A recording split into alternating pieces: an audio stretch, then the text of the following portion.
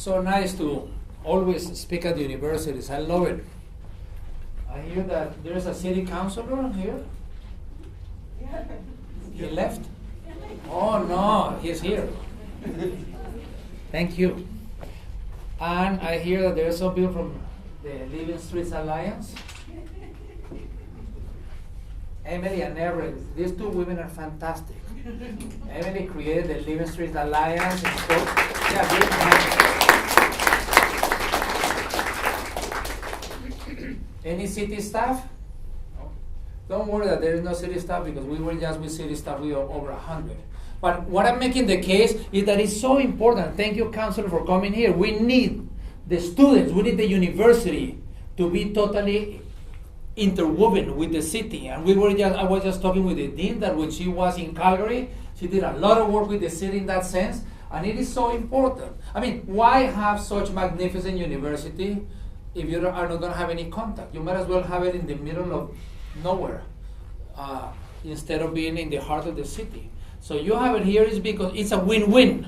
When the universities are interwoven with the city, it's good for the city, it's good for the university, it's good for everybody. So you should not be isolated.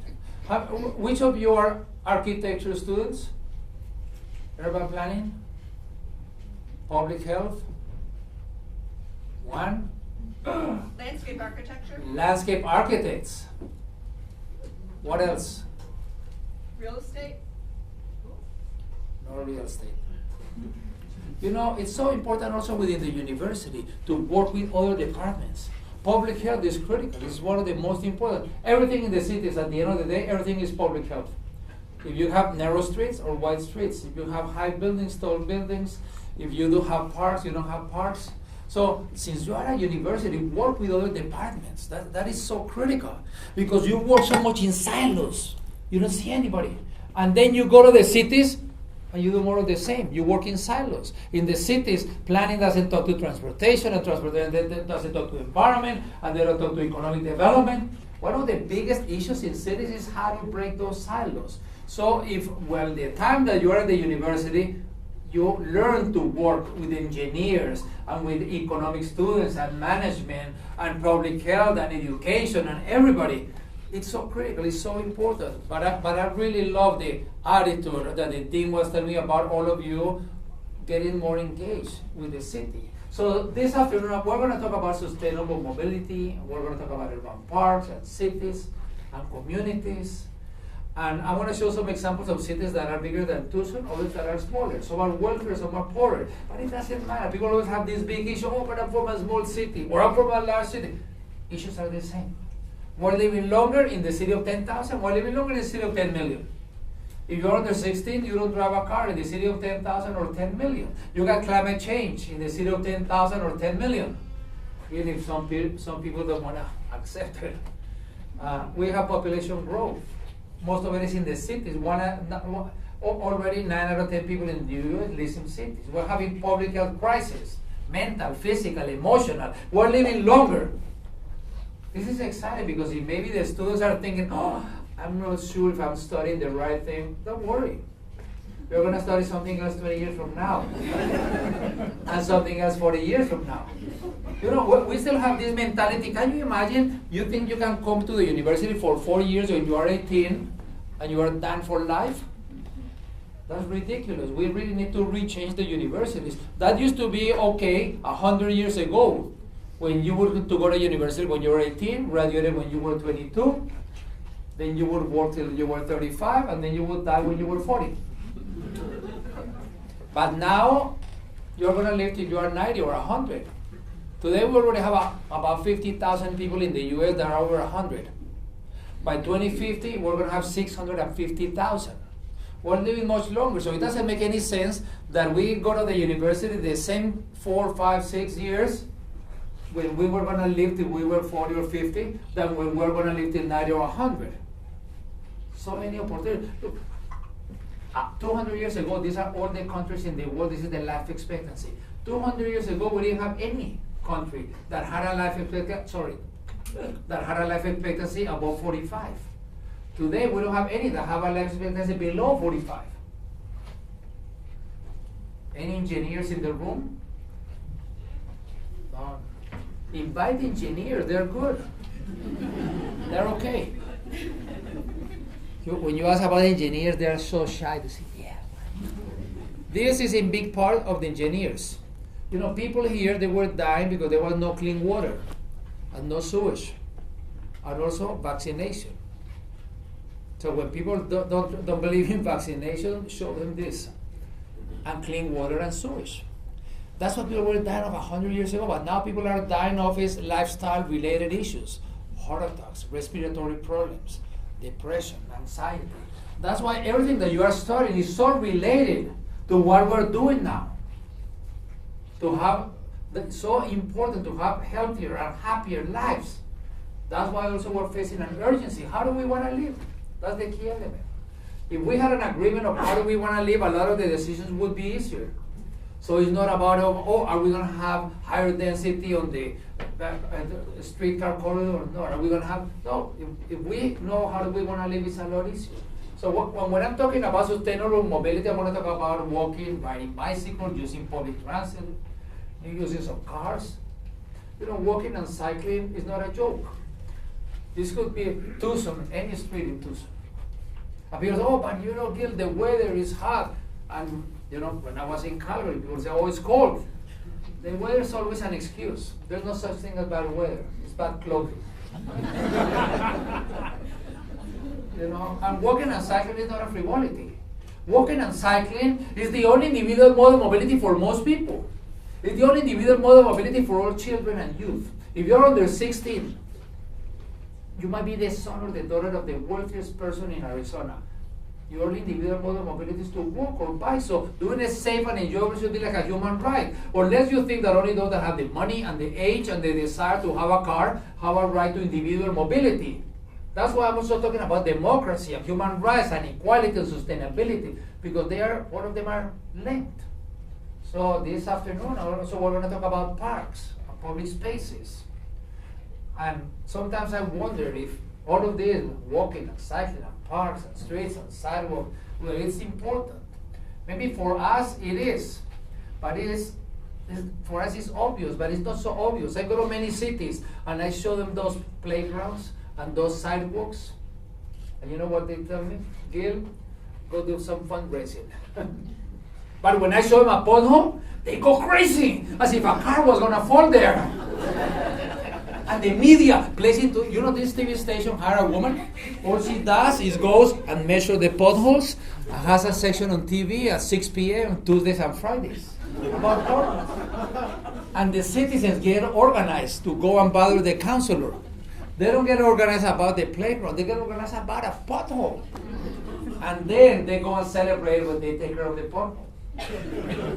So I wonder why. You know, maybe it's because when we look at Tucson or any other city from the earth, between 25-40% of our city are streets. Tucson, about 35% of Tucson are streets. Our biggest public space are the streets. So how is public? I highlight public. They belong to everybody. With car, without a car, young, old, rich, poor. So how are we going to move people? We know walking, cycling, transit takes up a lot less space. So it's very important. Here, this city used to have a river going through the middle. You know, 60 years ago, people were saying efficiency, efficiency, efficiency. So what did they do? They put a road on top of the river. But that was 60 years ago. This is critical because today we live in an ever more globalized world. And in a globalized world, the best people, they can live anywhere, anywhere. However you define best, they can be the best landscape architects, the best urban planners, the best pizza makers, or community organizers. If I'm a good carpenter, I can live anywhere in the world. So where am I going to live? Wherever me and my family have the best quality of life. So every day, the elected officials, the private sector leaders, the non-profits, the university, you gotta wake up thinking, how can we retain our best people? How can we attract the best people? It's not an issue of quantity, it's an issue of quality. How are you going to attract the best professors to the university? How are you going to attract the best students? So quality has become the most important tool of economic competitiveness. I'm not talking about quantity. The US is so far ahead in the world that if you open the doors, in 24 hours, you double the population. No, it's not quantity, it's quality. So it is very, very important. So, you know, these people said, can we go to University of Arizona and bring the best students here? Probably not, right? Doesn't look very appealing. So someone 7 years ago said, hey, wasn't there a river going down? And they brought it out. That looks much better, right? So here or here, same store, same street. So we need to decide, are we going to build streets for cars or streets for people? It's up to all of us. You know, Tucson, the greater Tucson, in the next 30 years is going to grow by 30%. Are you going to do what that? Are you going to have streets that look like car storage? Or actually streets that help create community? It's up to all of us.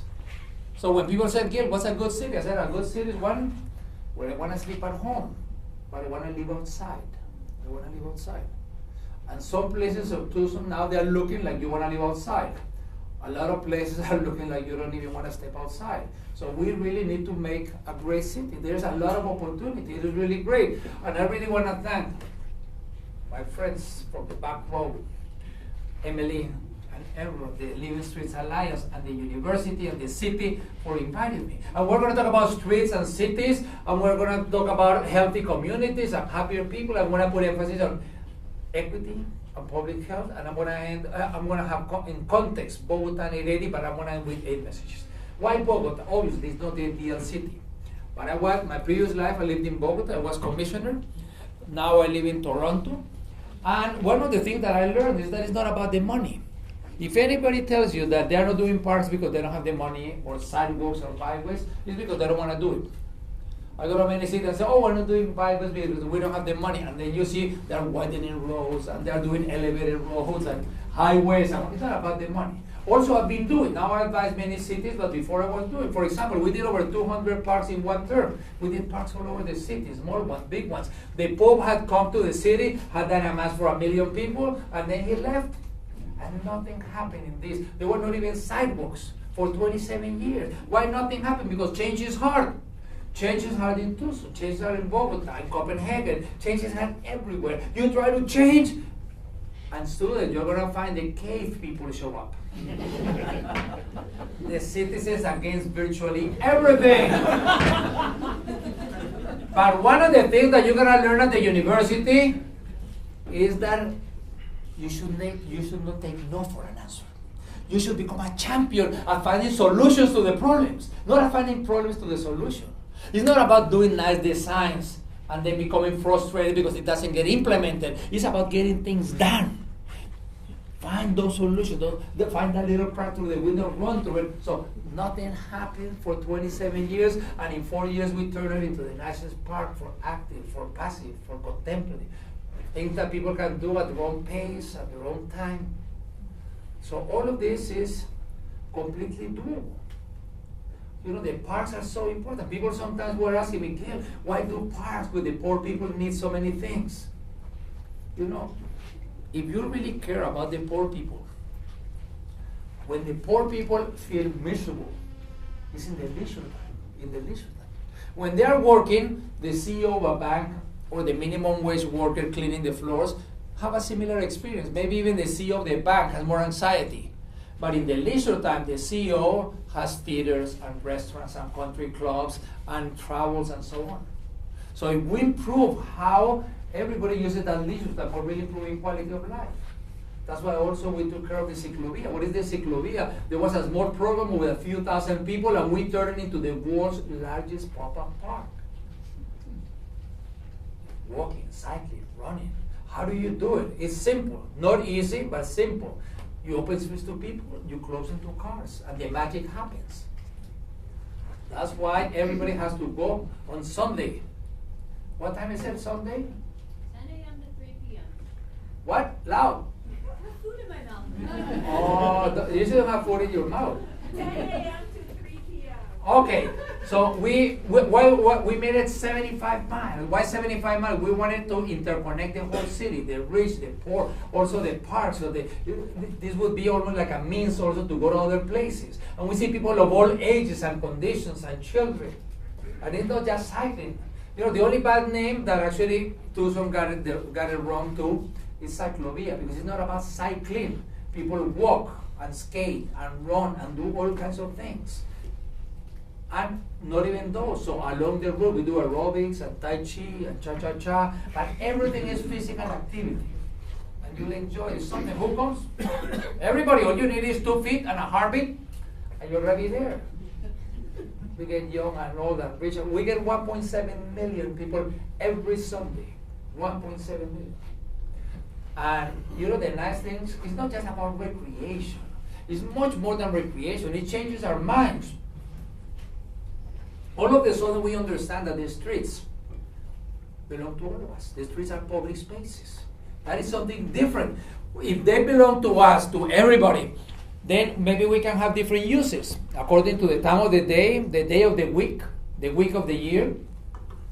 And who would have thought it has taken out like a positive virus? The city of angels and cars, they got their own ciclavia. We're working with Mayor Eric Garcetti. And you know, LA had it like Tucson, just a couple of days a year. And people like Emily and Evelyn were barely surviving to get it off the ground. But then Eric Garcetti, the mayor, and city council thought that it was good for health, for physical, for mental health, that it was good for everybody. It was good for the quality of air, for the level of the noise, that it was good also for mobility, because people realized how short distances really are. And then they went to the MPO and they put $3.5 million. And instead of doing just 2 or 3 per year, now they're doing it monthly. And their goal is that in 2019, they're going to do it weekly. So if LA can do it monthly, why not Tucson? Maybe you can do it monthly even before. Why? Because this cannot be an event like the 4th of July. You don't get all of the health benefits, or if it's ideally it should be weekly, like it is in Paris, like it is in Bogota and Mexico, like it's in so many places. Portland, so great. And many cities do it of 10,000 people, 50,000, 100,000, or cities of 10 million or 20 million like Mexico. And it really transformed. It's also about social integration. We've been working in South Africa, in Cape Town and Johannesburg, and they're doing it 5 years ago. No one was doing it in India. Now we got more than 100 cities, different activities, but everything is about physical activity. This is something that is great. Paris. They do it even in the winter. They really have cold winters. They do it in the winter. They do it in the summer. They do it 52 weeks of the year. And I love what you're doing in Tucson. It's really fantastic. It really transformed. And I really admire the champions that get an idea. And actually, maybe it's the University of Arizona. It's your fault. Because that was when Emily was here. She said she was dreaming. How can we shake people up? How can we change people's minds? That the streets are public places, and then she said, oh, maybe we should do a ciclavia. You know, and then you got these little kids. Imagine kids that are so scared of the streets because the cars are almost like the modern day wolf. And now they can use the street for themselves. And people volunteering, and it's great for everybody. It's something that we should really think of this. Go and participate, everybody. Everybody, we meet each other as equals. The wealthiest people and the poorest people, they meet as equals, and that is powerful. And then, after I was commissioned, the following term, my brother became mayor, and this is what the Japanese Cooperation Agency were proposing, elevated highways. Maybe they wanted to sell more cars. Fortunately, he said no, because this is what the city looked like.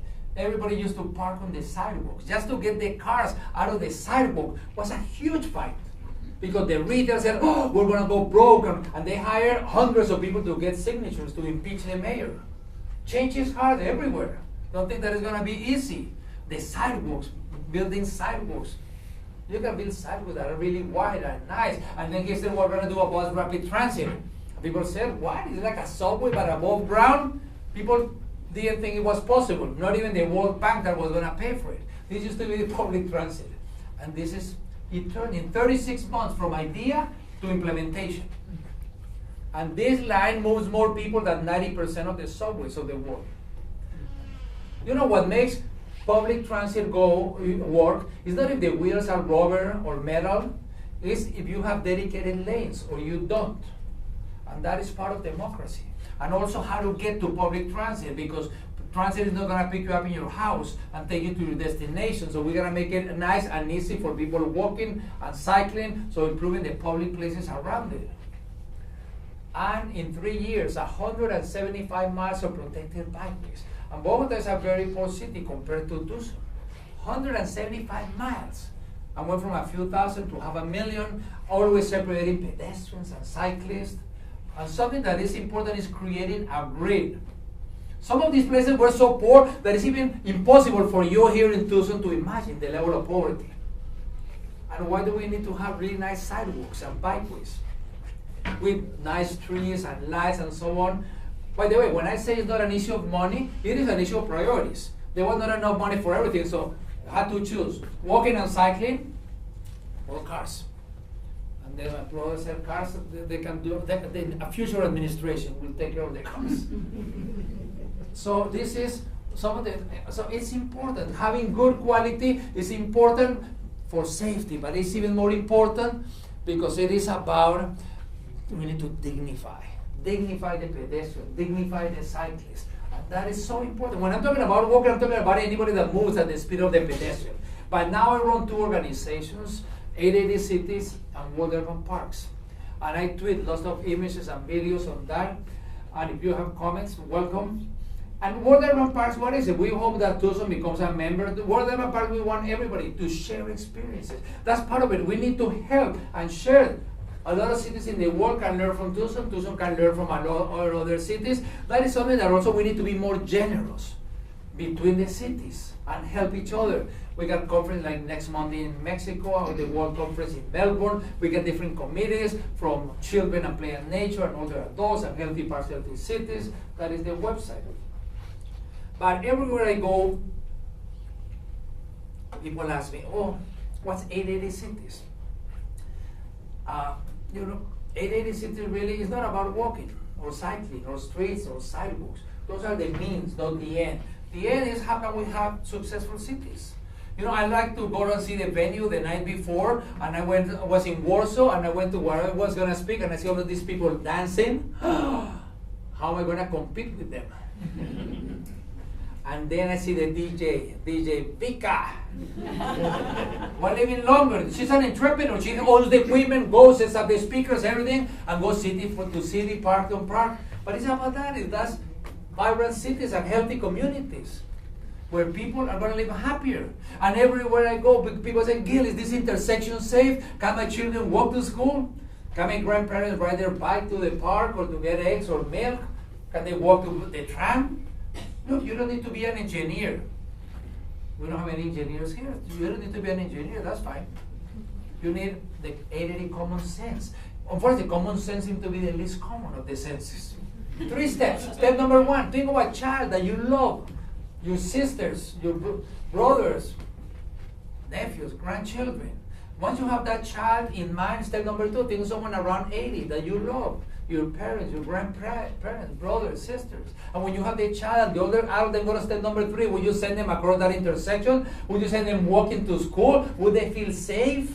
If you want it because it's safe enough, if you would not, it's because it's not, and we gotta do it better. What if everything that we did in Tucson, everything, the university, the convention center, the library, the school, the sidewalk, the crosswalk, everything had to be great for an 8 and an 80.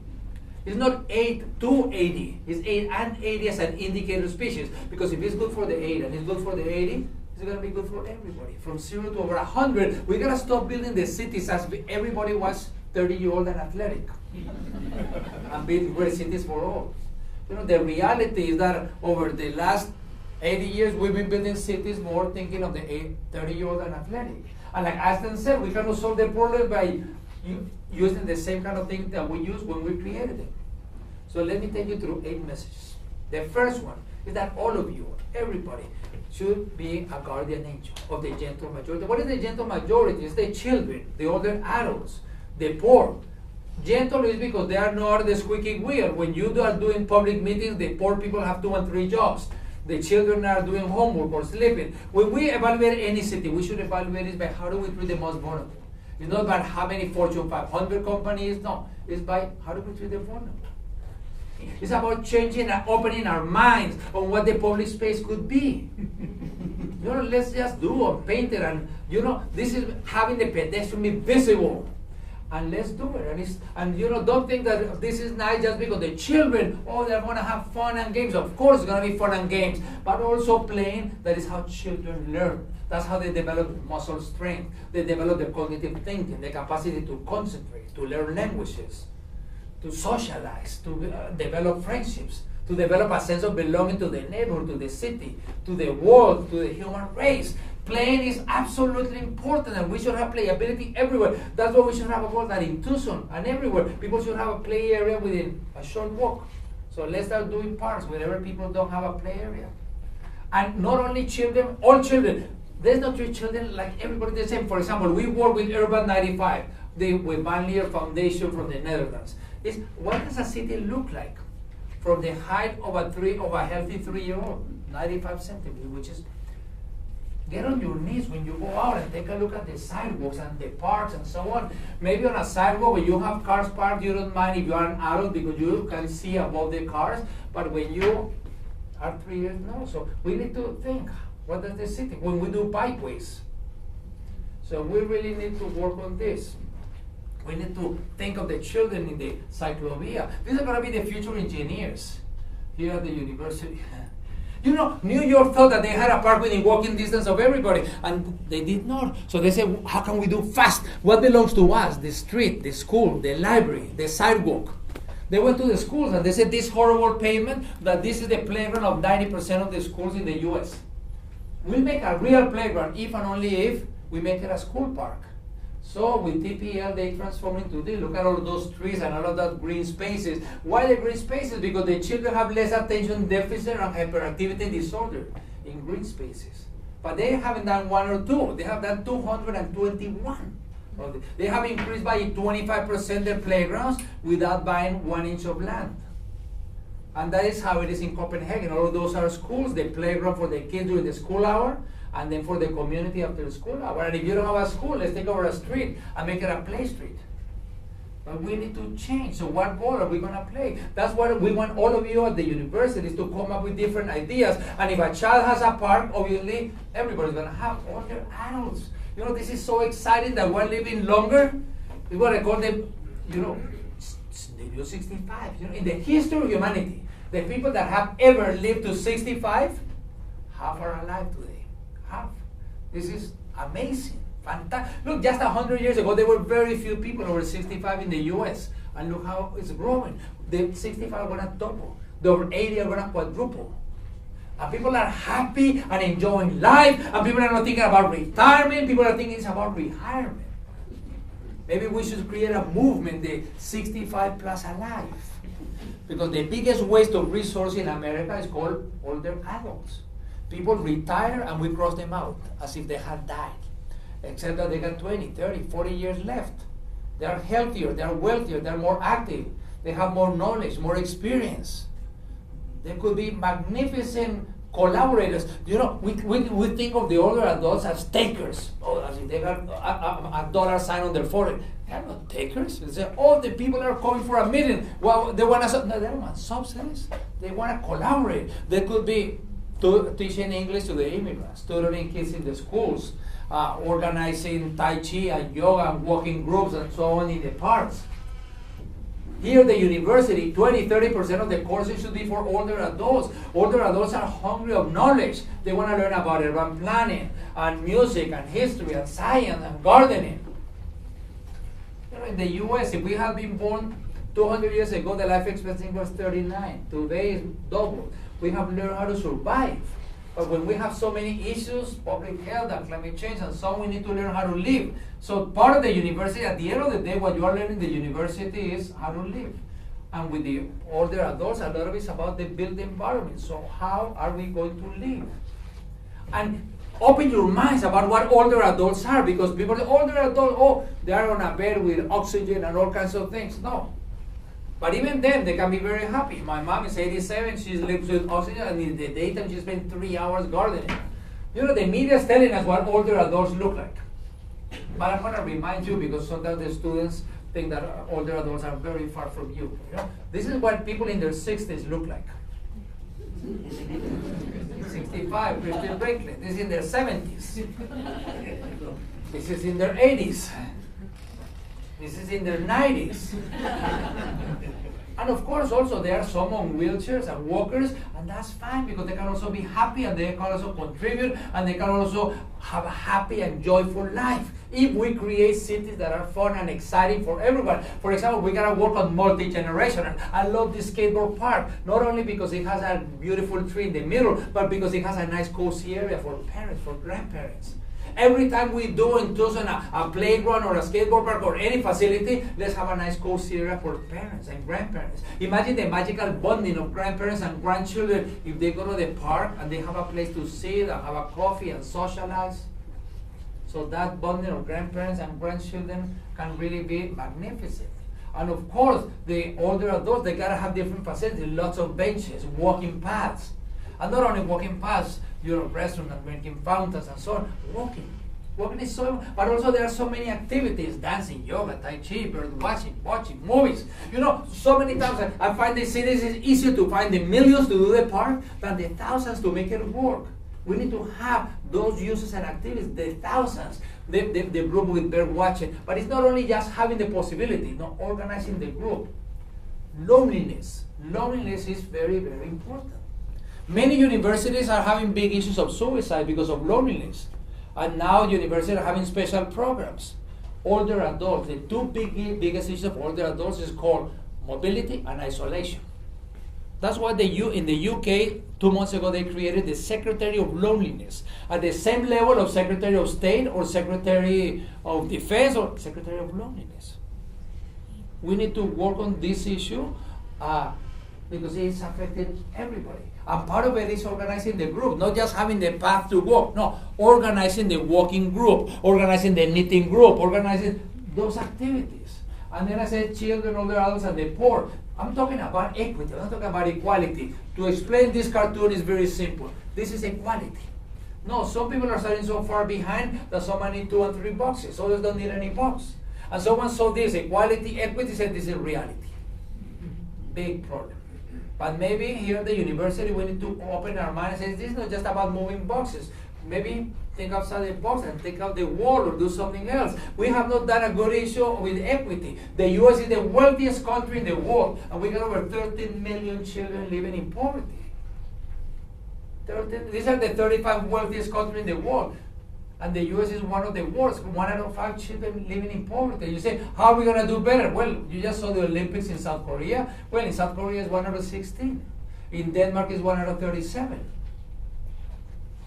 So what are we going to do in Tucson to really lower, not for the US, but at least for the city, the issue of mobility? You see so many cars. Well, the students, the people that have cars in America are spending $1 out of $4 on mobility. 1 out of 4. So no wonder people are suffocated financially. They don't have money for university. They don't have money for vacations, even to go to dinner with their family. You go to their home, they got 2 and 3 cars. They will be spending only 5% if they use public transit and walk and bike.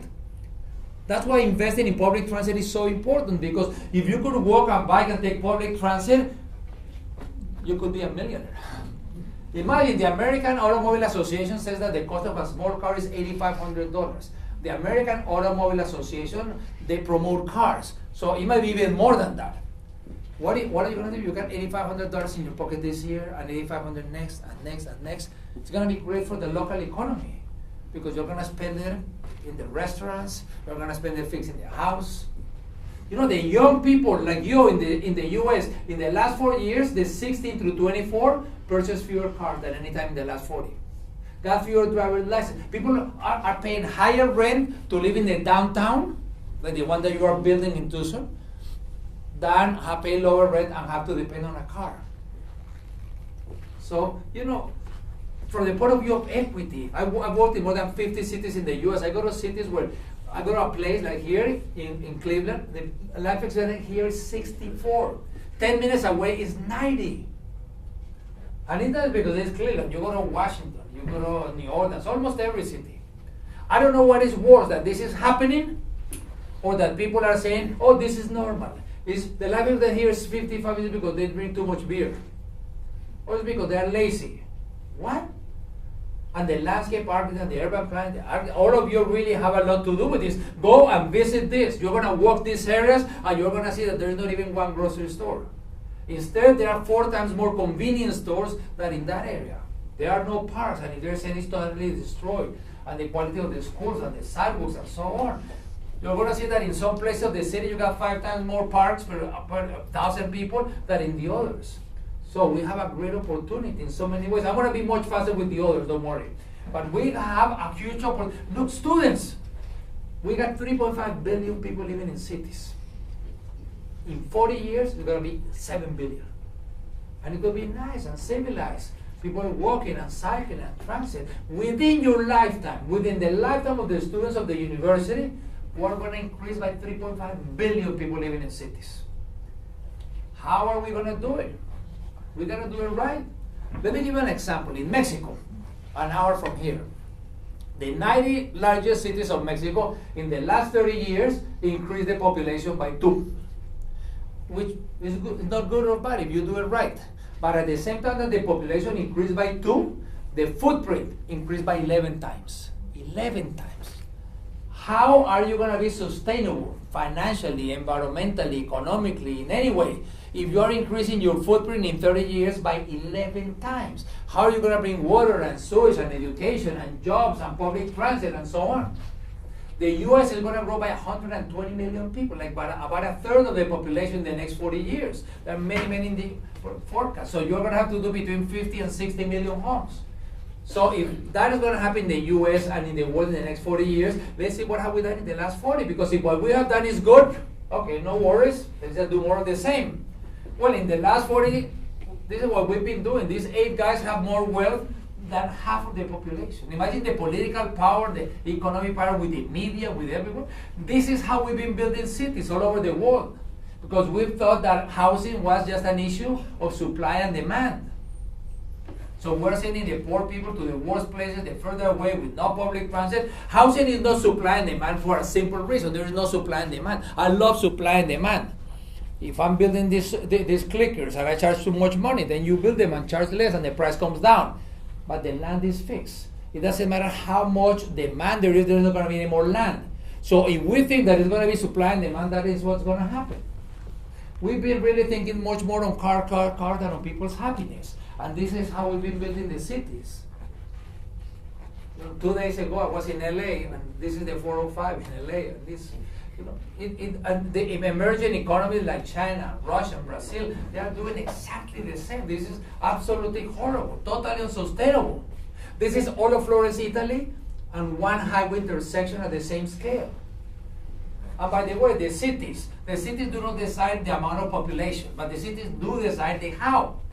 We can either do medium density like Barcelona, fantastic at 4, 5, 6, 7 stories, or we can do this.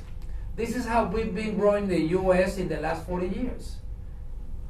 If you are a child, if you are an older adult or a handicapped person, you are a slave of a person that has a car even just to get an ice cream. So the last 40 have not been very good. So what is the next 40 going to look like? We really got to improve the cities that we have today and create great ones. We got to change. And I know that change is hard. That's why we don't change. Doing more of the same is a lot easier. How do we change? This is how we change. This is how we change. I don't know if you agree or not with these high school students, but this is how change takes place. People say, oh, in Copenhagen, oh, those Danes are those Vikings are so different that everybody buys. No. The car was taken over in the 50s and 60s and 70s, and then there was an oil crisis in the 70s. And then people could use the car Saturdays and Sundays and started biking. But since there was no facility, people were being killed by cars. Children, adults, everybody. This is Amsterdam. And the newspapers were showing how people were being killed. And in Copenhagen, and they will do these big demonstrations. So in Copenhagen, they built the first protected bikeway in 1982 with a physical separation from the cars. And look how cycling has taken off. Now, they can smile. So when you're going to change in Tucson, 3 recommendations. First, change is not unanimous. So when people say, oh, there is someone, they will always be concerned. Second, the general interest must prevail over the particular. And third, when you say no to something, you're also saying yes to something else. So when people say, oh, no to parks or no to bike, well, okay, you're saying yes to more obesity or yes to more bad quality of air and so on. 3, we gotta have parks and park system. Let me show you some symptoms of good public places, so that when you go to a public place, it might be here in the university, it might be outside in the city, because you hear a lot when you listen and you see when you observe. So students, go out and listen and see. One is symptom, good places to sit. This guy needed 5 chairs to be happy. On a bench, no, he needed for his feet, his Big Mac. Sometimes people see monkey does. Sometimes it's people who see it and do. You know, they even put these nails here. It doesn't make sense. This guy, well, this other guy was walking. There were no benches, so he had to sit on his briefcase while his friend fainted. And his wife is sitting on their baby. But when you have nice places to sit, it's kind of magical, even in the middle of the winter. You know, with movable chairs, people don't even sit facing each other. People want to sit facing others. Starts to rain and people won't move. Another symptom is sociability. You see people talking to each other. It's a nice symptom. Another, diversity. You see children, you see youth, you see older adults, you see handicap. Another symptom, affection. You are affectionate, you feel at ease. Another symptom, high proportion of women. Women are more selective. If the place is not safe and clean, they don't go. But those are symptoms, characteristic of good parks and public places. Of course, we gotta have maintenance, picking up the garbage and cutting the grass, but maintenance is not the same as management. Maintenance is only maybe 20% of management. Management is really much broader. It's getting involved the ethnic groups, by age, the seniors, the elementary schools, getting the faith groups. It's about getting older adults, grandparents, and grandchildren doing bread. It's about getting people to walk and bike and skate. It's about getting volunteers by providing the tools for the volunteers. It's asking the citizens, what do they want before, during, and after you make any change in the park. It's about having human, financial, physical. It's about having safe parks. That is management, safety. By the way, it's not about putting up signs that beware of the thieves. You need a lot of police when the parks are empty. You don't need when they're full. We need to have, you know, the cheapest security on parks and public places are uses and activities. Let's have uses and activities, and it's going to be great. Also, management is about having good fit with the system so that not all parks have the same facilities. You know, having some simple walking paths. Sometimes it's going to be 4 miles long. Sometimes it's going to be just a quarter of a mile. But walking paths or painting or gardens or laughing yoga. So we have small or large parks in Tucson. Unfortunately, we're going to do both because they satisfy different needs. The small neighborhood park is where we meet our neighbors. We develop a sense of belonging. But we're not going to be able to play soccer or baseball, so we got to have the medium size. And we're not going to be able to go canoeing, so we need the large parks. We need a citywide park system. 4, sustainable mobility. Who came walking today? Anybody came walking? 2, 3. I don't see any cars in this room. Everybody came walking. Everybody came walking. Every single trip begins and ends walking. We walk to the car. We walk to public transit. We walk to the bicycles. Everybody's pedestrian. Everybody walks. Walking is by far the most important. That's how we were created. You know, like the birds, they fly, or the fish swims, and the deer runs. People, we walk. We walk. The children, the youth, everybody. So we gotta make walking nice and enjoyable and safe for everybody. We walk in the summer, we walk in the winter, but we gotta make it safe. This is not safe. You know, yesterday, people driving vehicles, just one day, yesterday, killed 741 people walking. That is not civilized. Imagine that there were 5 planes, one here over Tucson, another one over Australia, another one over Russia, another one over China, full of people, and they crash, and everybody dies. 5. Yesterday, today, another 5 planes. Tomorrow, another. Can you imagine the world crisis? That's how many people walking gets killed every day. Not many people are. It's more than a person every 2 minutes. And it can be avoided. There are not accidents. There are incidents because they could be avoided. Vision Zero is a new movement now in cities that says no one should die on the streets, walking or cycling or in cars or in transit, no one. And Tucson should be part of the Vision Zero. And if we're going to improve walking, it's not we need pedestrians to be the priority. This is not a priority when we do sidewalks like this, or when we allow cars to take over the sidewalks, or when we don't even do sidewalks. We're telling this woman you are a second-class citizen. If we're going to improve walkability, we're going to lower the speed where people live all residential streets, 20 miles or less. Not because 20 is plenty sounds nice, but because when you get hit by a car at 20, there is a 5% probability of being killed. At 40, over 80%. And there are many, many studies that show exactly the same. Seattle, last year, lowered the speed to 20 miles an hour in 2,400 miles of streets. Why? Because Seattle doesn't want any people dying on the streets. 24, what does Seattle have that you don't have? When people say, oh, but we're not Copenhagen. Yeah, but also you are not Seattle. You are not, no, people are making decisions. You know, in front of the schools, we got 20 miles an hour. Why? Because it works. But do we want children to be safe only in front of the school? Or everywhere?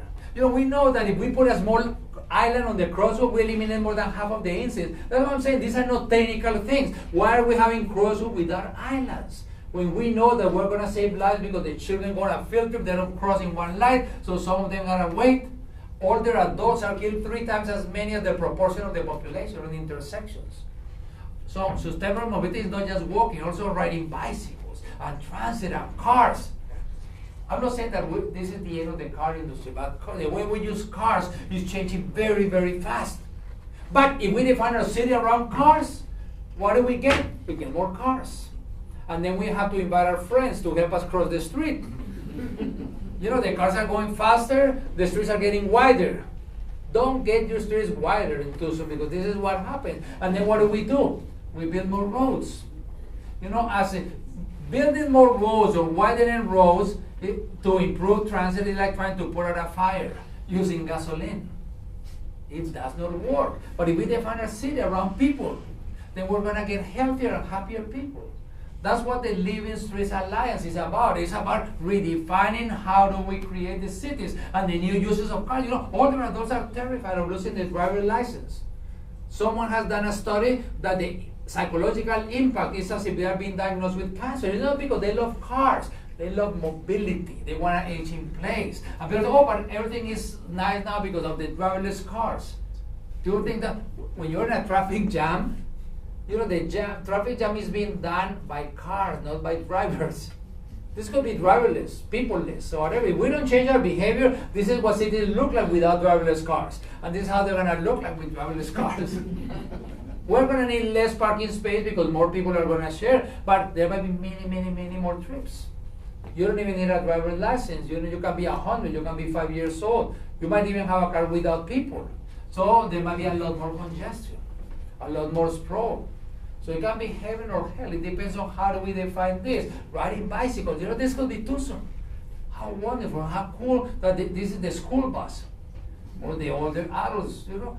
In many cases, I think with all respect that not only Tucson, many cities are moving, but not fast enough.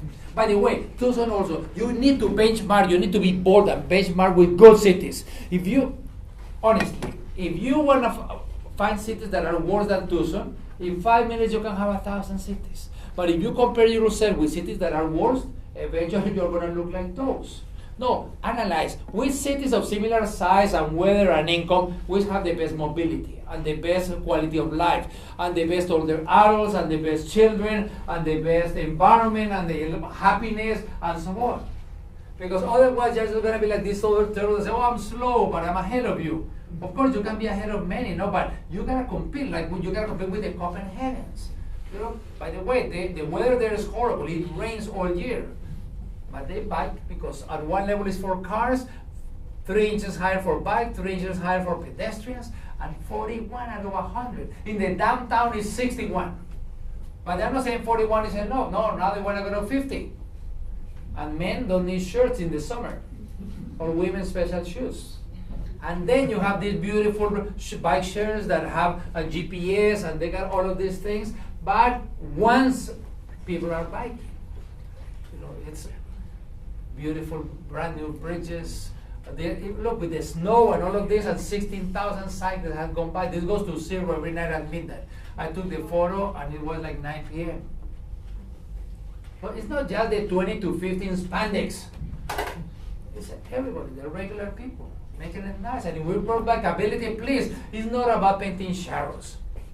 It's not about having the cyclists on the left side of the parked cars, so the cyclists protecting the parked cars. instead of the parked cars protecting the cyclists. It's not about signage or parking or any of these things or lockers or maps. That doesn't get new cyclists. Not even the bike share gets new cyclists. It makes it nicer for the existing cyclists. I mean, imagine someone that you love that doesn't bike in Tucson because they're afraid. It can be you, your son, your daughter, your brother. Would they start biking because you do bike sharing? Or would they start biking because you do maps or parking or racks on the buses? No. That's like getting the saddle before the horse. The only two things that increase cyclists is one, to lower the speed. So everything that I said about 20 miles for walking is same for cycling. And two, we gotta build a network, connectivity of AAA bikeways. AAA is for all ages and all abilities. We gotta think of the nighttime and the daytime and the summer and the winter. And if you don't have the political will or the money to do it permanent like this, okay, it's okay, just do a painted line. But the difficult thing is to get politicians to approve the space of the line. So don't just do the painted line, enhance that painted line. You see, this is what I mean. It's just, instead of the parked cars on this side, move the parked cars to the side. Instead of just painted line, enhance it with those plastic bollards. And it's gonna be a world of difference. But of course, there has to be connectivity. And because if there is no connectivity, now 30% of your ride is safe, but the other 70% still in the middle of the cars, you're not going to buy. So we need to have that connectivity. Connectivity is absolutely critical. Just as in the city we have citywide power grid or citywide water grid, we have citywide bicycle. And if we're going to put public transit, one of my brothers is mayor again as of last year or 2 years ago. He said the civilized city is not the one where the poor have cars. It's the one where the rich use public transit. You know, one thing that he does is one day a year, there are no private cars. Only walking, cycling, and transit. Imagine that in Tucson. Do it one day a year. And it would become a day of reflection. What does a city look like without cars? How are we going to do it? What if mayor and council and all decision makers say, okay, 1 week of the year, we're not going to use the private cars? This is for everybody, not only this. But one day might be just the decision makers. We need to have public transit and try to reflect and do things differently. Cities need buses, cities might need trains, it depends on the size of the city. I know you don't have this horrible weather, but think of the analogy. A mayor said, Gil, everybody's going to get out of their car because we bought big buses. I said, you think anyone is going to get out when this is what the bus stop looks like? This is a high school student. So I showed this other bus stop. He said, why are you showing me this? I said, maybe this is what the bus stop would look like if the decision makers use the bus service. You know, sometimes people tell me, Gil, we need in our city, we need infrastructure for public transit. Infrastructure? When you look at Tucson from the air, 35% of the city are streets. Do you want to go to 45, to 55, to 60? How crazy can it be? We got to do the mobility math. We need to decide, we want one of these or 140 of those. And now you are working on complete streets. So complete streets, don't just think it's check, walk, bike, public transit, done. No, not really. There are some streets where you're not going to walk or bike. Others where you're not going to have public transit or cars. And people are talking about shared streets. And some people make it so cute and they say, a new idea, let's not have any signs. And let's have people negotiating. Do you think you want him to be negotiating? He might win 99 out of 100 times, but one time that he loses, he's dead. Do you want her to be negotiating? We always gotta think of the most vulnerable citizens. This is about democracy. Are we gonna have 80 people on the tram going at the speed of cars with one person? I'm not talking about the Second Amendment of the Constitution because I get in trouble. First Amendment, first line, all people, all citizens are equal. If all citizens are equal, it's not very democratic to have 80 people on the tram going at the speed of one car with one person. Those 80 people should have at least the right space of 80 cars with one person. This is about flexibility. It's having the cyclovia on Sundays, saying, okay, a complete street on the weekdays, where is the cars on Sundays. It's about walking is much more than walking. Walking is not just to go from point A to point B. Walking, we are walking and we meet boyfriends and girlfriends. That's why we need trees and benches and nice storefronts and we need really nice sidewalks. that are really wide and nice. You know, the landscape architects do those sidewalks beautiful. There's nothing as important in a city. Not the symbol of democracy in a city are the sidewalks. Nothing as, don't ask an engineer for the sidewalks. That is like asking if you are feeling down and you need help on how to be happier. Are you going to ask an engineer about it? Probably not, right? Same thing with the sidewalk. The sidewalk is about being happy. Sometimes people say, how wide should the sidewalks be? The engineer is going to say, oh, in 6 feet, people fit. No, it's not right, people fit. Maybe in 6 feet, people fit. But maybe in 12 feet, people make friends. And maybe in 20, they have a party. So maybe we need sidewalks where people can have parties. You know, the sidewalk is critical. That is where we meet everybody. We develop a sense of belonging to a city. And we meet the people that sell flowers and fruits and vegetables and whatever. It's so important that maybe sidewalks shouldn't be part of the transportation departments. Because cycling, walking, and cycling, transit, and cars is to move from point A to point B. But not the, maybe the sidewalks should be part of Parks and Rec. Maybe sidewalks is much more a cousin. It's much more in the family. It's a cousin of parks than a cousin of the streets. And of course, also we gotta ride bicycles. You know, but the problem is not the bicycle; it's where to ride it. We also gotta have public transit, and we need to have frequency and connectivity. You know, and priority. And part of it is sometimes is marketing. The mayor of Malmo in Sweden told me that his citizens didn't like the buses, so he got the buses. He put a nose on them. He covered the wheels, and now they look like trains. Part of it is marketing. You know, we gotta get people. You really don't wanna get on public transit when it looks like this. It's almost lack of respect. You know, this is really, really horrible. I mean, sell the advertisement. Put a breakdown. You have some buses here that have a small breakdown with the other. That's fantastic. But you don't wanna get into this. This is horrible. It's not. We need to dignify. We also gotta have equity, no streets for rich or poor, and we gotta keep the public spaces.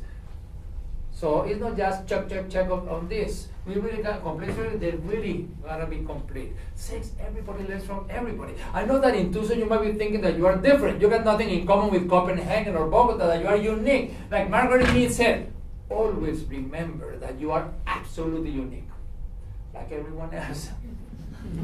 This is not like on the computer that we copy and paste, but it's about how to adapt and improve. Everything I'm saying is doable in Tucson. But if you have an open mind, that is not about copying, but we can adapt. For example, Melbourne. Melbourne is very similar to Tucson.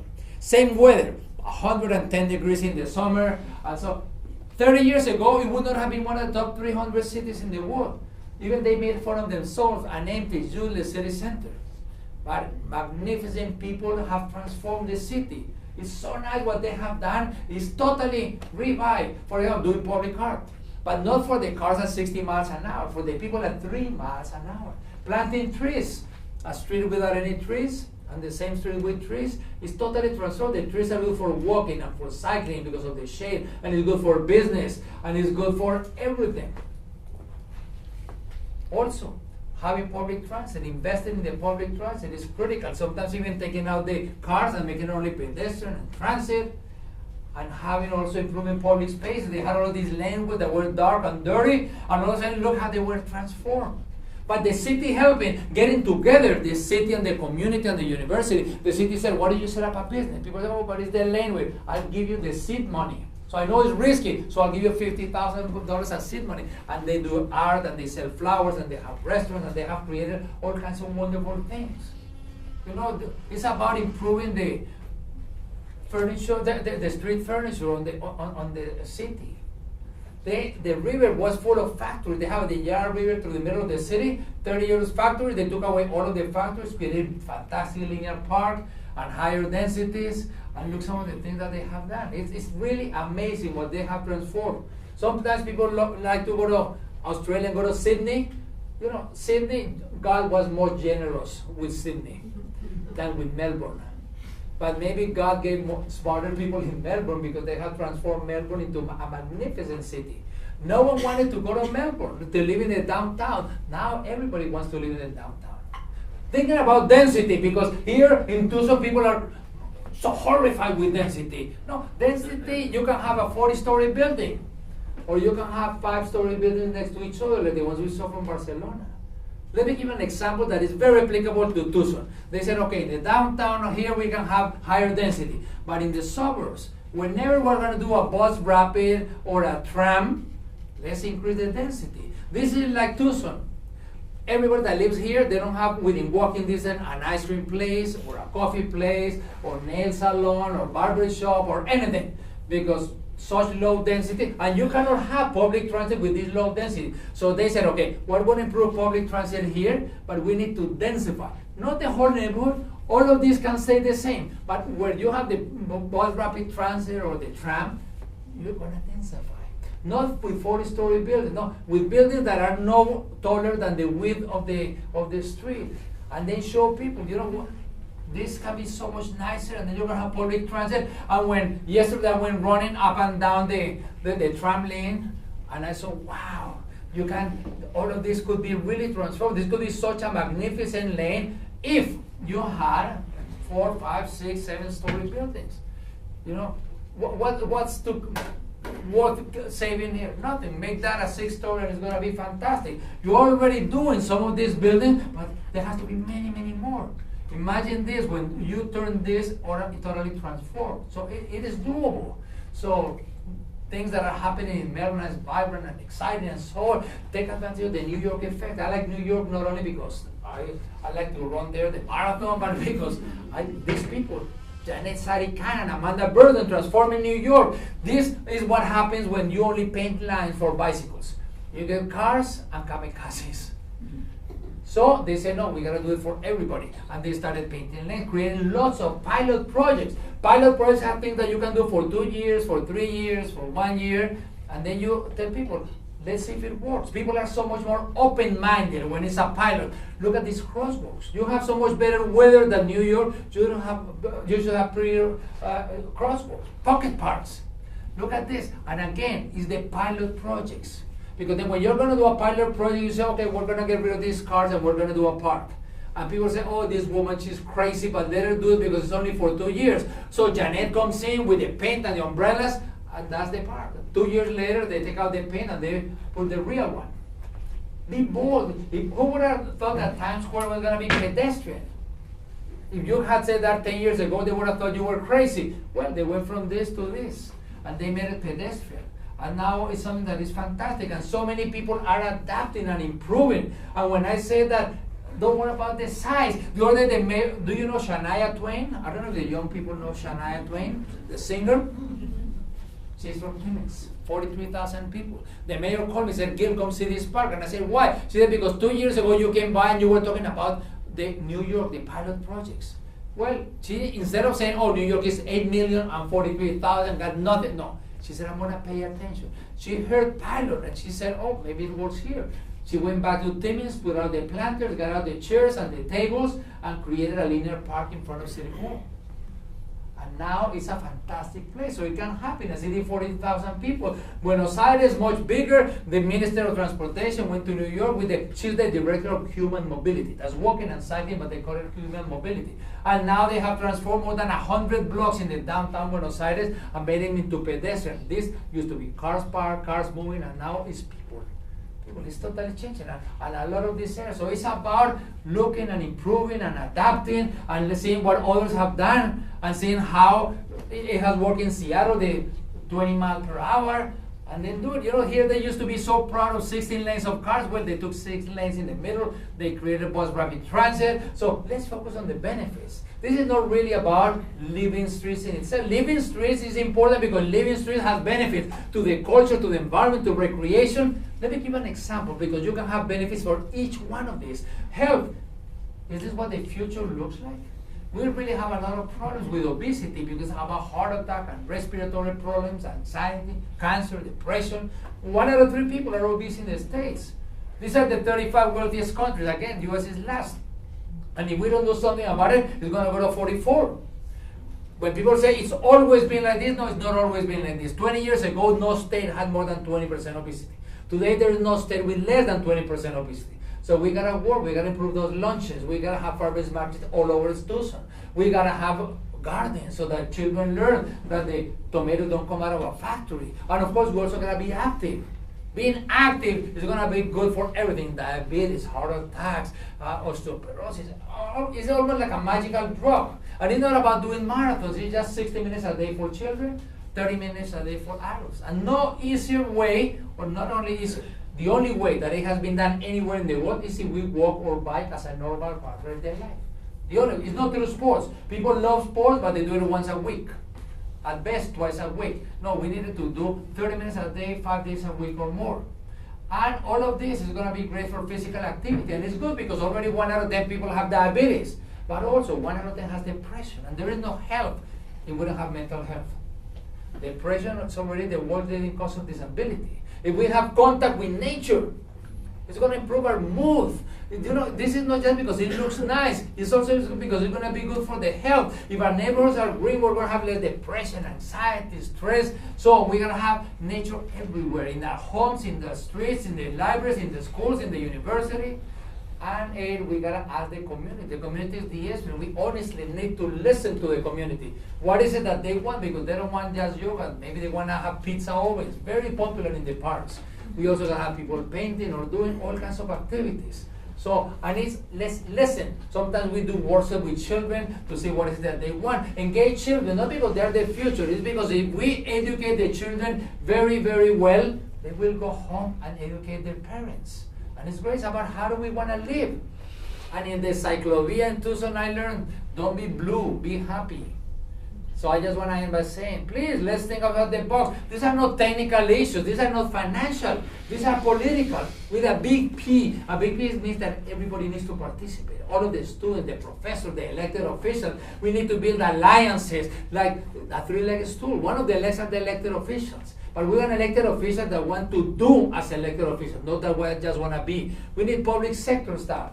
But not just planners. We need to engage everybody, public health, education, engineers, and we need the community, the universities, the activists, the media. How to get all three working together.